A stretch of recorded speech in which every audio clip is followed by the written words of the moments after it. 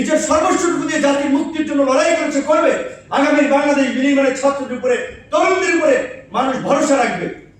কিন্তু সেই ছাত্র নেতারা, ছাত্র নেতৃবৃন্দ আজকে কলঙ্কিত ইতিহাস রচনা করছেন। এই যে যদি চলতে থাকে তাহলে তরুণদের রাজনৈতিক ভবিষ্যৎ অন্ধকার। অবশ্যই এইগুলিকে এক তরুণ, সমগ্র তরুণদের প্রতিনিধিত্ব করেন। এই বিষয়ে আমাদেরকে পরিষ্কারভাবে মানুষের সামনে আমাদের অবস্থান ব্যাখ্যা তুলে ধরতে হবে।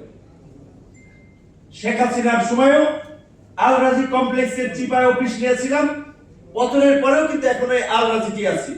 আমাদের অবস্থা কিন্তু পরিবর্তন হয় নাই, অনেকের হইল।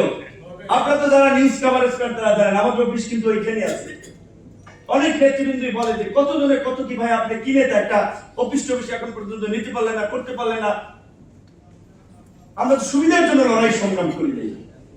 গণ অধিকার পরিষদ পরিষ্কার ভাবেই বলছে যে বাংলাদেশে একটা নতুন ধারা রাজনীতির সূচনা করতে চায়। আজকে যে রাষ্ট্র সংস্কারের আওয়াজগুলো জোরে সরে উঠছে, 2021 সালে গণ অধিকার পরিষদের ঘোষণাপত্রে আমরা বলেছিলাম একই ব্যক্তি দলীয় প্রধান এবং সরকার প্রধান থাকবে না।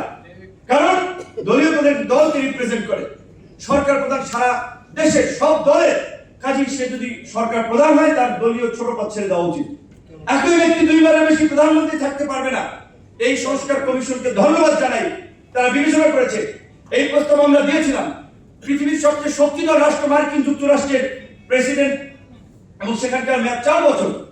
বাংলাদেশ এই যে ক্ষমতায়, যে লঙ্কায় সেই হয় রাবণ, ক্ষমতাকে কুক্ষিগত করা কে না চেষ্টা করেছে?